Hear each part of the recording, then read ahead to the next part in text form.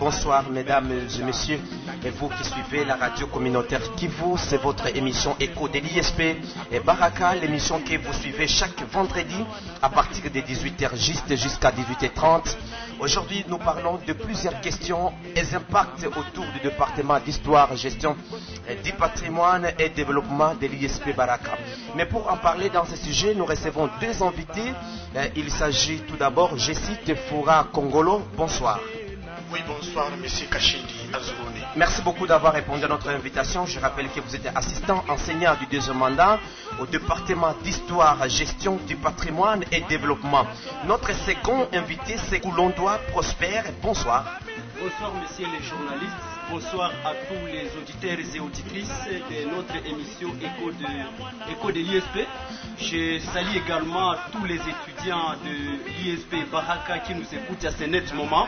Je salue aussi avec véhémence les autorités académiques de l'ISP Baraka ainsi que les personnels administratifs, ouvriers et techniques. Merci beaucoup. Merci beaucoup. Je rappelle que vous êtes également assistant du deuxième mandat, toujours au département d'histoire, gestion du patrimoine et développement. Aujourd'hui, nous allons parler ou aborder, tout comme nous présenter autour de plusieurs questions concernant le département d'histoire, gestion du patrimoine et développement de l'ISP Baraka. Monsieur Foura Kongolo, c'est quoi d'abord l'histoire? Parce qu'on parle de l'histoire, gestion du patrimoine et développement. C'est quoi tout d'abord l'histoire? L'histoire, c'est quoi? Bon, l'histoire, dans sa définition actuelle, quand je dis définition actuelle, c'est pour dire qu'il y a deux définitions, deux genres d'histoire, passéiste et la définition du présent.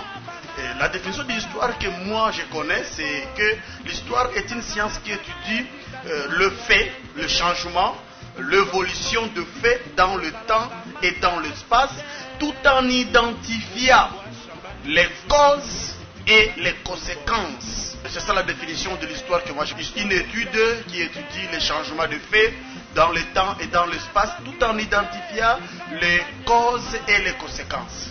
Assistant Koulondoa, vous avez quelque chose à ajouter? Oui, je vais justement compléter mon très cher estimé collègue, assistant Foura Kongolo Joyce. Il a déjà donné la quintessence même de l'histoire, parce que beaucoup de gens ne savent pas vraiment l'histoire c'est quoi. Et souvent, dans la rue, dans le village, dans les quartiers, on dit que non, ce sont des indices, tout ça. Mais l'histoire, c'est tout ce que les collègues viennent de dire, et je peux renchérir ce qu'ils viennent de dire en disant que l'histoire est une science humaine. L'histoire est une science humaine qui étudie, qui analyse et qui relate les événements, le fait et les évolutions des sociétés humaines passées. Elle se base sur une méthodologie rigoureuse. Donc, dans l'histoire, il a dit que c'est une science. Et une science qui s'appesantit sur une méthodologie rigoureuse. Et donc, c'est un chercheur, un analyste, un historien qui utilise les sources archéologiques pour construire le passé. Merci. Alors, merci beaucoup parce que nous voulons bien gérer notre timing.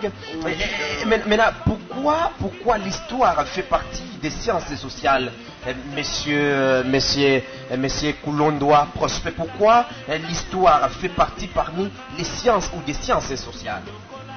Merci beaucoup, messieurs les journalistes, pour cette préoccupation si pertinente. Je m'en vais vous dire que l'histoire est une science sociale car elle étudie les sociétés humaines du passé en utilisant des méthodes rigoureuses comme je le disais déjà tantôt. Donc quelles sont les méthodes rigoureuses utilisées par la science historique? Il y a d'abord critique des sources, il y a aussi l'analyse. Donc pour comprendre l'évolution des liens sociaux, politiques, économiques, liens sociaux, politiques et économiques.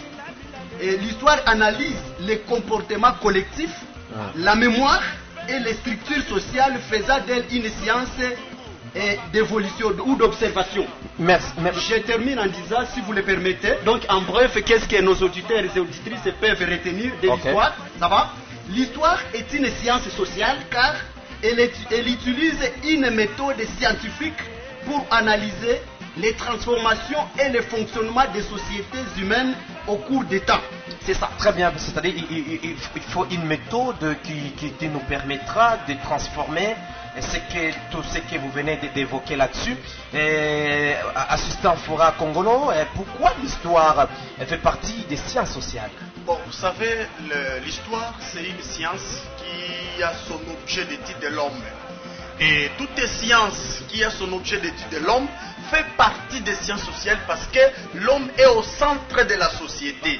Et comme l'homme est au centre de la société, l'histoire n'a autre objet d'étude que d'étudier l'homme dans sa facette, dans toute sa diversité. C'est pourquoi l'histoire fait partie des sciences sociales parce que son objet d'étude, c'est l'homme en soi qui forme la société, dont ses actions ont des conséquences sur la vie sociale de l'humanité. C'est-à-dire, sans homme, on ne peut pas parler de l'histoire. Bon, normalement, ce n'est pas que sans homme, parce que moi, je n'ai pas mis l'homme dans ma définition. Okay. Mais je dis, l'homme est au centre de tout, parce que tout tourne, l'univers tourne autour de l'homme. Même Dieu en créant le monde, vous savez, Papa Nzuru, je vais donner quelques différences de l'histoire.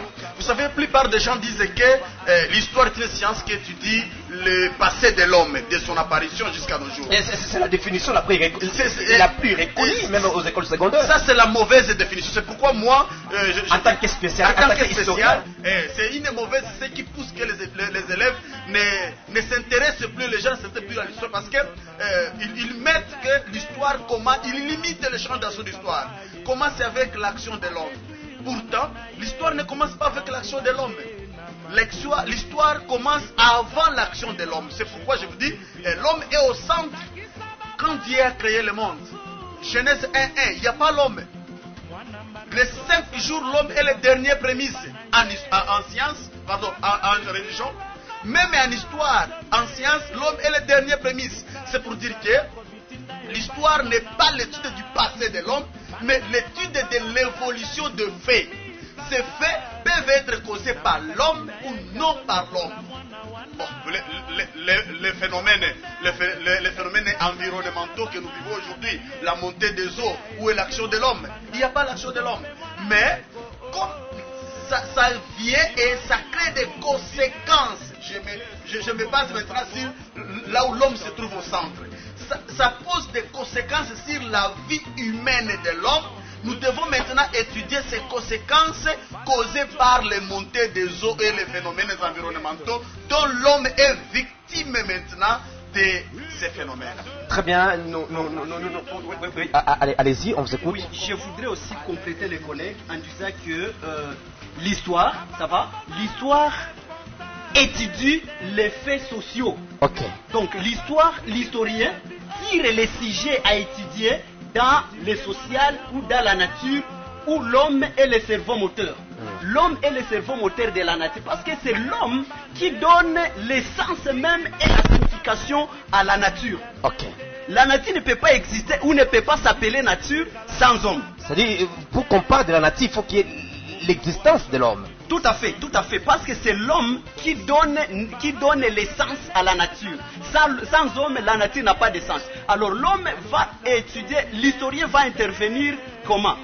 Dans tous les faits sociaux. Quand je parle de faits sociaux, d'abord il y a le fait de la société, donc fait social en soi. Il y a le fait politique, le fait économique. Vous comprenez? Alors l'homme doit étudier l'évolution, l'historicité ainsi que le fait culturel. Très bien, je suppose que je suis devant des grands hommes bien outillés en matière. Maintenant, assistant Fura Kongolo, que vise l'Institut supérieur pédagogique de Baraka, ISP, à travers le département d'histoire, gestion du patrimoine et de développement? Bon, vous savez, l'ISP a une mission d'abord de former l'homme capable, utile à la société, surtout améliorer la qualité de l'enseignement à l'école secondaire. L'objectif c'est produire. L'ISP c'est l'industrie de la production des enseignants capables de transmettre la matière à l'école secondaire.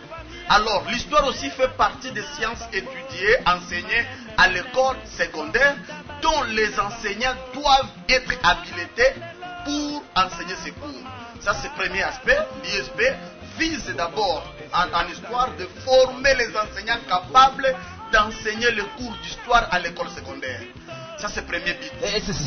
C'est ça même le but principal de l'Institut supérieur pédagogique, d'avoir créé le département d'histoire, gestion patrimoine, le département d'histoire, gestion du patrimoine et développement. Maintenant, deuxième aspect est que l'ISP, avec gestion du patrimoine, vous trouvez que Baraka, dans le territoire de Fizi, a plusieurs patrimoines oubliés. Vous savez, à présent, Fizi a des patrimoines que nous devons mettre en valeur. Mais qui doit le mettre en valeur? Je donne l'exemple, ça va. Je donne l'exemple de lac Tanganyika que nous avons. C'est un patrimoine mondial à présent. C'est une richesse, on peut le dire. Une richesse, on peut le dire. Je vais vous donner aussi autre cas. Nous avons aussi la diversité écologique. Donc nous avons les arbres ici, les arbres qu'on appelle les arbres recherchés, qu'on trouve ici. Les espèces rares. Les espèces rares des arbres, les essences rares, qu'on doit protéger. Qui a une histoire avec le peuple Moubembe. Ça va? Je parle de Casimir. Il y a aussi autre partie là-bas bien recherchée de pâturage. Alors, qui va conserver ça? Qui va garder ces espaces du patrimoine? C'est ainsi aussi l'histoire du territoire de Fizi doit être conservée. Nous avons une histoire qui est riche en territoire de Fizi, dont le peuple doit conserver. Qui doit le conserver? C'est un historien. Il faut qu'il y ait un historien qui doit conserver ça. Assistant Coulon doit prospérer. Qui doit enseigner les cours d'histoire dans des écoles secondaires? Vous savez, messieurs les journalistes, je suis un peu content avec cette préoccupation parce qu'elle est aussi pertinente. Okay. Elle est aussi pertinente parce que si vous pouvez permettre que je puisse aller un peu dans l'historique, ça va? Dans l'histoire des universités, les universités forment des chercheurs, ça va? Des chercheurs qui font des découvertes. Mais les instituts supérieurs forment des techniciens. Et ici, nous avons une grande institution qu'on appelle ISP Baraka qui doit former les techniciens en histoire. Enseigner les cours d'histoire. Oui, les techniciens en enseignement ou en transmission des sciences historiques. Très bien. C'est pour dire quoi? C'est pour dire que nulle part ailleurs, ça va? Nulle part ailleurs qu'à l'ISP Baraka qu'on peut trouver des gens qui sont outillés en méthodologie. En méthodologie. Donc, quand je parle de la méthodologie, vous voyez technique et méthode pour transmettre, pour très bien transmettre, ça va, les sciences historiques. Ça, c'est primo. Secondo, dans notre territoire de Baraka, franchement... Dans le territoire des Fizi. Oui, dans notre territoire de Fizi, merci beaucoup pour la correction. Alors, il y a un problème sérieux. Actuellement, il y a carence. Il y a carence de spécialistes en histoire. On les compte encore sur les bouts des doigts. Dans nos écoles, nous n'avons pas des historiens de formation et de professions qui sont outillés pour bien transmettre et nous produire des bons historiens. Merci, nous devons bien gérer les timings parce que nous n'avons pas beaucoup de minutes dans cette émission. Mais Monsieur assistant à Foura Congolo, nous vous accordons la parole. Qui doit enseigner l'histoire, les cours d'histoire dans les écoles secondaires? Nous l'avons déjà dit, celui qui doit enseigner les cours d'histoire, c'est celui qui est passé par l'ISP au département d'histoire. Ça, c'est un enseignant qualifié. Et vous voyez que nous avez posé la question, l'histoire, aujourd'hui, pourquoi l'ISP a amené le département d'histoire. Et vous savez que l'histoire est mal enseignée à présent par plusieurs professeurs qui enseignent l'histoire. Je ne les injure pas. Ce n'est pas une injure, mais plutôt j'essaie de donner quelques remarques. Alors, l'histoire doit être enseignée par quelqu'un qui est qualifié, qui est passé par l'ISP, un licencié. À présent, il y a plus de graduats. Un licencié, système LMD, qui a droit d'enseigner l'histoire et master. Pourquoi? Il y a des correctifs, comme premier collectif que je vais parler ici, la définition archaïque qu'on donne aux enfants. Deuxième correctif, à présent les gens continuent à enseigner les enfants, jusqu'à présent même à l'école secondaire. Diego Cao avait découvert la mouchure du fleuve Congo en 1482, ce qui est erroné à présent. Donc ce n'est pas vrai? Ce n'est pas vrai, ce n'est pas vrai, ce n'est pas vrai. Ça c'est une autre réalité. C'est archaïque, oui, ce n'est pas vrai. Vous voyez aussi la transmission de l'histoire du Congo. L'histoire du Congo doit être enseignée en 8e année. Donc plusieurs enseignants n'enseignent pas. N'enseignent pas parce que c'est une histoire qui est difficile. Parmi l'histoire plus difficile, c'est l'histoire du Congo. Or, les enfants ont besoin d'étudier ça. Deuxième, celui qui est passé de l'ISP connaît comment doser la matière. Et aussi, après avoir dosé la matière, il connaît comment transmettre et créer une motivation. Vous savez, nous avons 3 objectifs que nous cherchons à enseigner une leçon d'histoire. Quelqu'un qui n'est pas passé à l'ISP ne peut pas connaître ces 3 objectifs. Je ne suis pas là-bas. Un jour, on va étudier ces objectifs. C'est pourquoi je me limite là-bas. Très bien, très bien. Je reviens toujours avec vous. Quel métier d'un historien peut faire à part l'enseignement? En d'autres termes, que peut devenir celui qui a fini au département d'histoire, gestion du patrimoine et développement dans la vie future? Bon, vous savez, la plupart des gens, c'est pourquoi aujourd'hui l'histoire n'a pas beaucoup de gens, c'est démotivé, parce qu'on est en train de dire aux gens que l'histoire ce sont des dates, seulement il sera enseignant. Toujours, toute sa vie, tu es parti faire l'histoire, oh, Wali, Munjoyako, ce n'est pas ça. Nous voulons maintenant montrer à la communauté que quelqu'un qui a fait l'histoire est utile et il doit travailler d'autres métiers. D'abord, nous sommes des vrais politiciens. La politique nous appartient. Un historien est un politicien. C'est nous qui sommes des pratiquants de la politique. Plutôt que celui qui a fait la science politique, lui il est plus administratif que politicien. Je vais vous prouver que tout discours politique c'est un discours historique. C'est nous qui constituons ces discours que eux lisent. Ça c'est un. Deuxième, il est un archiviste. Un archiviste, c'est quelqu'un qui conserve mieux les archives. C'est pas le territoire de Fizi a besoin des historiens pour conserver ces archives. Qui va les conserver? Il est aussi un muséologue. À Baraka, Fizi, a beaucoup d'éléments qu'on doit mettre dans le musée. Est-ce que réellement à Baraka, dans les territoires de Fizi, il y a un musée aujourd'hui? Qui va initier ça? Ici, ce n'est qu'un historien. Mais pourtant, nous avons des historiens. Qui doit initier ça? C'est tous les historiens. Et qu'est-ce que vous faites pour ne pas créer un musée à Baraka ou dans les territoires de Fizi? Bon, le problème est qu'il y a plusieurs stratégies et il y a aussi d'autres problèmes. C'est un projet à déposer au niveau de l'administration territoriale et qu'on doit étudier pour qu'il soit financé. Il faut d'abord construire une maison, comme on l'a fait à Kinshasa, qui a réhabilité le musée national à Kinshasa. Deuxième, il doit être un journaliste. C'est nous qui sommes des vrais journalistes. Ah bon? Parce que je vais vous dire ceci. L'étymologie de l'histoire, c'est historien. Historien, c'est quoi? C'est un enquêteur. Ça va? Nous sommes des vrais journalistes parce que l'histoire est née de quel événement? Donnez-moi le temps de le dire. L'histoire est née de l'événement de 2 guerres. La guerre médique qui s'est passée dans le Moyen-Orient et la guerre persique. Parmi ces 2 guerres, il y avait beaucoup de gens, il y avait beaucoup de morts. Ce qui a poussé Hérodote et Thucydide à dire non, nous devons enquêter sur ce fait. Parce que les Médiques et les Grecs se battaient. Et les Grecs ont tué plus les Médiques. Alors, on a dit non. Deuxième guerre de Péloponnèse, qui a causé beaucoup de morts. Ils ont dit non, nous devons faire les enquêtes. Et quand ils ont fait les enquêtes sur ces 2 guerres, on les a appelés, ces gens sont des enquêteurs. Or, qui font les enquêtes? Ce sont les journalistes à présent. Monsieur assistant Koulondo, on vous accorde aussi quelques secondes pour ajouter. Que peut devenir celui qui a fini au département d'histoire à part l'enseignement dans sa vie courante? Merci beaucoup, messieurs les journalistes, parce que vraiment nous avons beaucoup de gens et mettent cette crainte disant que celui qui fait l'histoire, il est condamné à passer toute sa vie dans l'enseignement. C'est ça la fausse conception que détiennent beaucoup de gens. Moi je vais me promener avec des exemples palpables et tangibles.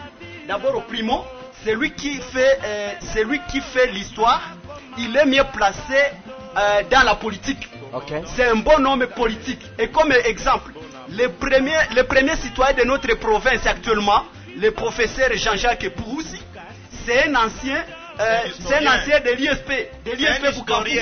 Il avait fini en histoire à l'ISP Bukavu avant d'aller faire son école doctorale en Belgique. Comprenez? Donc, mais il a d'abord fait l'histoire. Mais aussi, j'aimerais vous donner un autre exemple.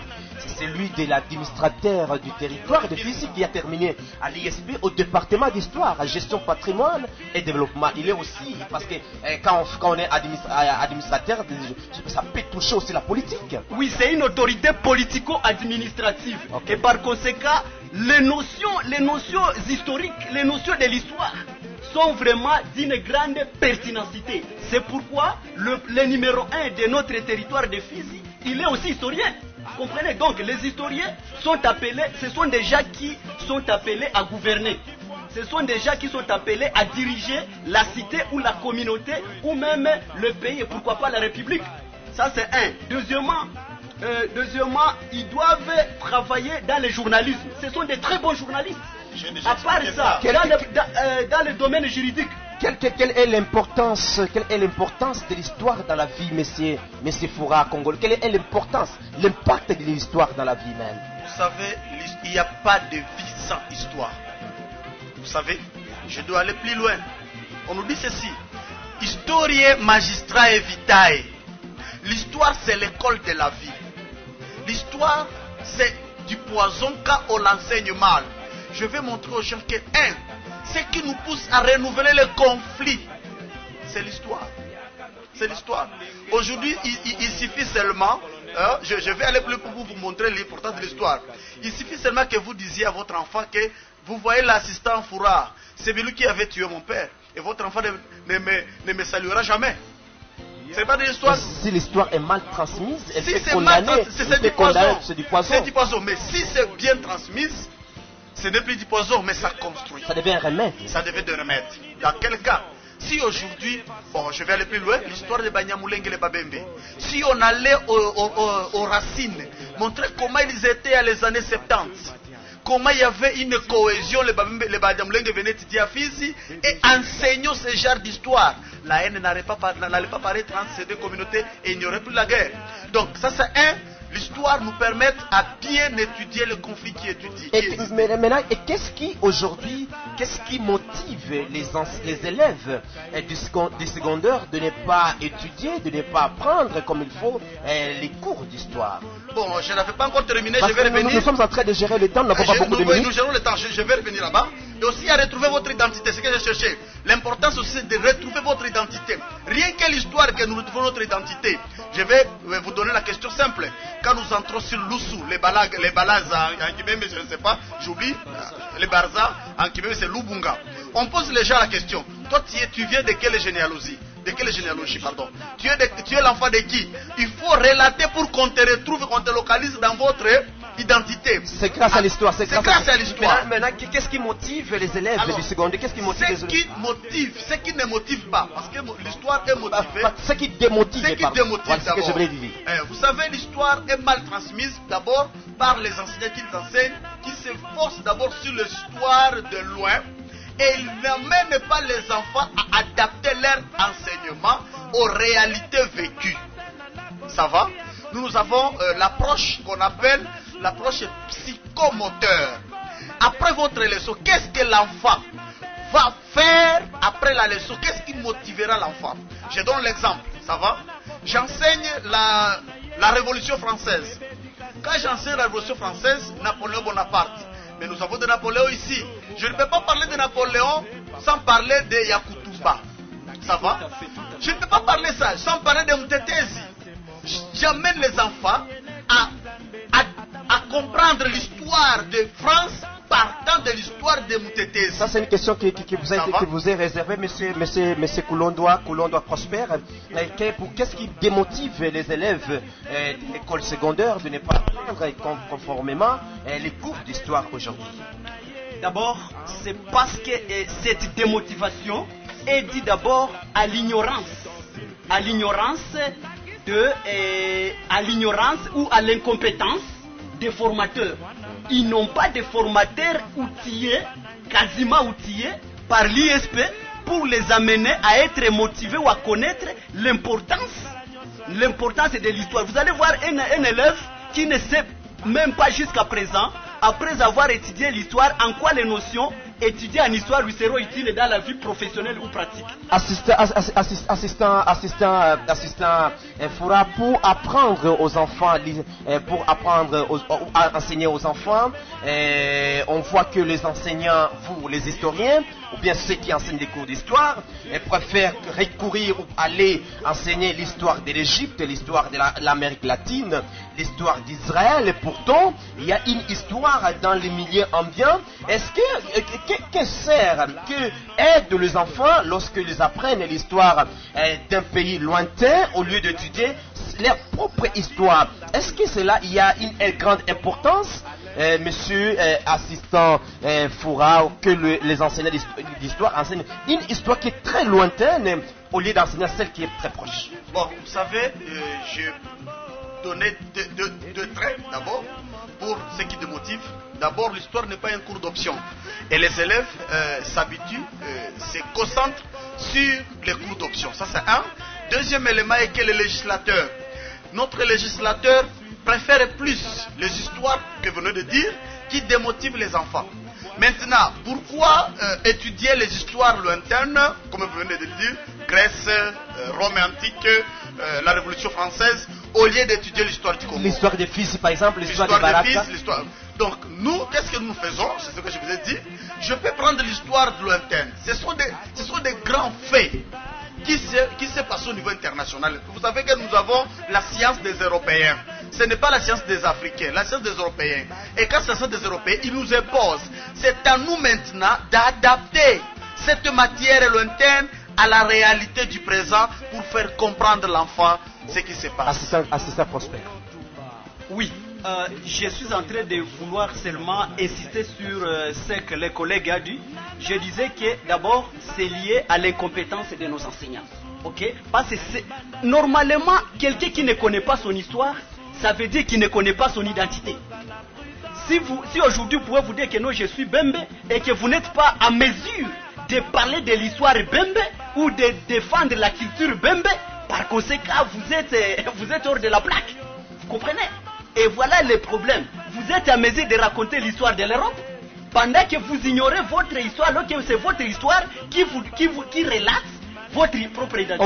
On vous donne 30 secondes pour donner votre dernier message en rapport avec le département d'histoire pour ceux qui désirent faire l'ISP, ceux qui enseignent les cours d'histoire, mais ils ne sont pas encore qualifiés. Qu'est-ce que vous pouvez leur dire? Oui, merci beaucoup, messieurs les journalistes. Et je voulais seulement faire un appel, n'est-ce pas? Je voudrais faire un appel vibrant et solennel à tous les enseignants qui pressent dans les écoles secondaires, dans les territoires de Fizi. Je leur dis que le moment n'est plus opportun. On pouvait aller à Kinshasa pour aller chercher le département d'histoire, pour aller à Bukavu. Non, l'histoire, l'ISP est déjà dans nos murs. Venez, qu'ils viennent tous étudier afin d'abord de sauvegarder leur poste, parce que dans les jours à venir, les sous-qualifiés n'auront plus de place dans l'enseignement à l'école secondaire. Et par conséquent, ils doivent se hâter rapidement pour aller faire le département d'histoire. Et ceux-là qui rêvent même de faire la politique ou de gouverner, alors ils sont aussi les bienvenus dans le département d'histoire. Merci. Assistant Foura, qu'est-ce que vous pouvez dire aux gens qui vous écoutent aujourd'hui, qui désirent ou qui enseignent les cours d'histoire, mais en étant sous-qualifiés? Non, mon appel est qu'il ne faut pas désirer être enseignant d'histoire et vous n'êtes pas à l'ISP. Notre appel est qu'ils viennent à l'ISP Baraka, département d'histoire. L'histoire a beaucoup d'importance et nous avons besoin de finalistes. Les finalistes, nous avons besoin des enseignants d'histoire pour venir faire l'histoire, non seulement pour être enseignants, mais aussi dans plusieurs domaines de la vie que nous avons évoqués. Merci beaucoup. Merci beaucoup, mesdames et messieurs, étudiantes et étudiants de l'ISP Baraka, d'avoir été les nôtres dans cette émission Écho de l'ISP où nous étions en train de parler de plusieurs questions d'impact autour du département d'histoire, gestion du patrimoine et sciences sociales. Deux invités étaient au programme et je rappelle, c'est Foura Kongolo, assistant du deuxième mandat au département d'histoire, gestion du patrimoine et développement. Et si nous étions avec Koulou Londois Prosper. Il est aussi assistant du deuxième mandat au même département ou au département d'histoire, gestion du patrimoine et développement. Moi, c'est Kachindi Anzoroni Derjuna, présentateur de l'émission. Nous vous trouverons vendredi prochain à la même heure à la radio communautaire Kivu. Alors, nous souhaitons également à tous les musulmans bonne fête de l'Aïd. Nous saluons aussi le comité de gestion de l'ISP Baraka. Nous saluons également tous les étudiants. Merci à vous tous de l'avoir suivi. Nous vous souhaitons bon programme à la radio communautaire Kivu. Ciao, ciao, bye bye.